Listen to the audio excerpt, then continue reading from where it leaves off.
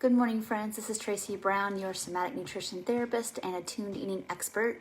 And we're going to talk about maybe some deeper stuff this week, which is I'm kind of a go deep kind of person, so that's where we are. And I want to talk about 4 things that I notice, and there could be obviously many more, and we can break all of these down into their own mini series for sure, which we may do at some point in the future. But today, I want to talk about what are the 4 things that I often notice people continuously get stumbled on into making progress with their recovery. So just want to get started with that. All right, so number 1, and we're going to break all these down in the next couple of days a little bit more as well. So number 1 is what I see get people it's like the competition that your mind has and that even your heart has with like burning the bridge and letting go of this idea that that you can't be okay without chronic dieting, disordered eating, for food being an issue in your life. It just doesn't have to be. And so number 1 is fearing criticism of people, of man. And that's the big one. You know, it's almost like it just paralyzes people, the idea of what people might think about us.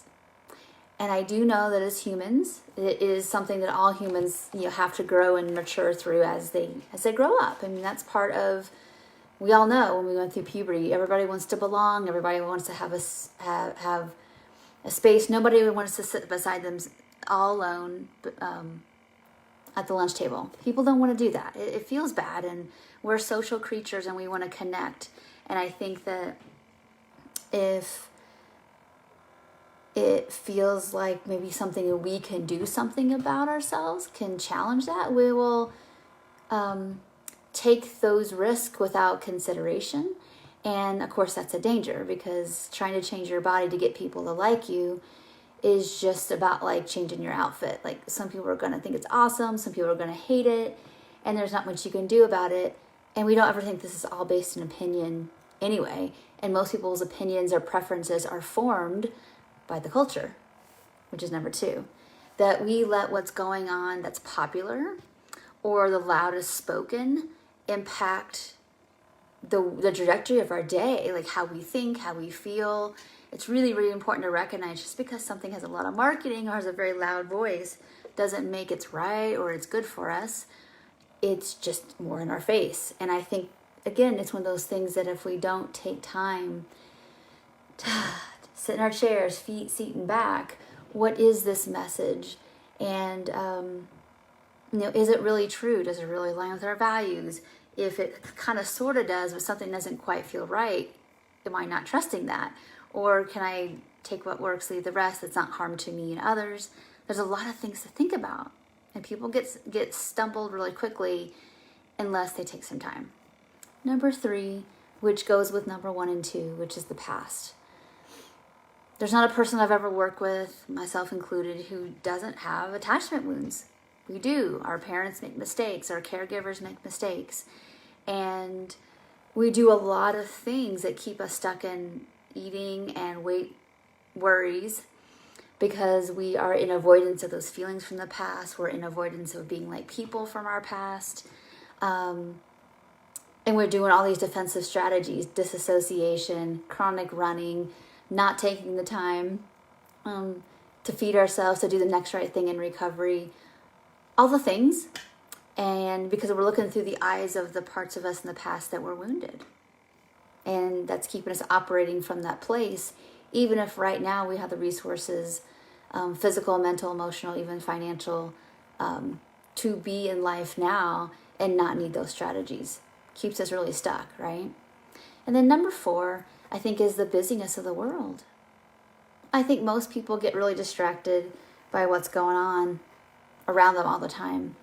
And it just kind of keeps them from thinking ahead of, like, if my goal here is full habituation, I need to get to the store more often. Why don't I do that? Well, the list will go on and on of the things. And I'm not saying that you have to 100% stop your life and only focus on recovery. I mean, some people need to do that for a while and make that their main focus. I know personally I did probably for the first 9 months, it's like I really just focused on a couple of things, like making sure I was doing what I need to do with my food. Obviously going to my appointments, keeping away from people that just were kind of a waste of my time and energy to be around if they were going to cause me to get distracted with what I need to do. And I wasn't rigid about that, of course. If I wanted to go do something, I would bring food with me. But I would include life in with what I needed to do, with my appointments, with my journal time, with my prayer time, whatever it was. So it's like we can get really distracted with the busyness of life. And sometimes we make that a reason. And again, this video series here is not about shame or condemnation. It's really about offering a gentle conviction of like, where are we still holding on to things that have become a competition for what we say our minds and our hearts want. We want freedom. We want a full life. We want to walk in integrity.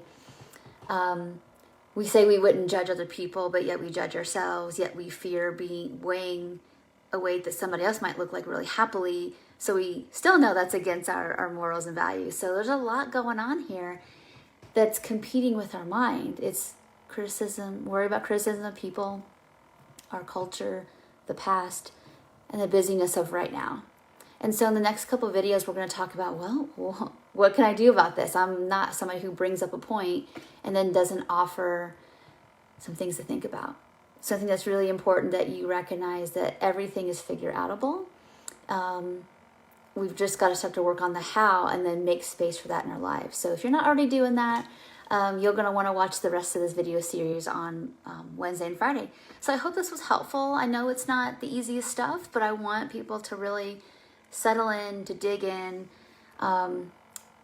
We're in springtime right now, and summer's coming, and I think sometimes that's a really good time to make some space, if we have more space in our life, to create a routine and notice where we're tripping up and seeing what can happen. So thank you all so much for watching. If you found this video to be helpful, please pass it along.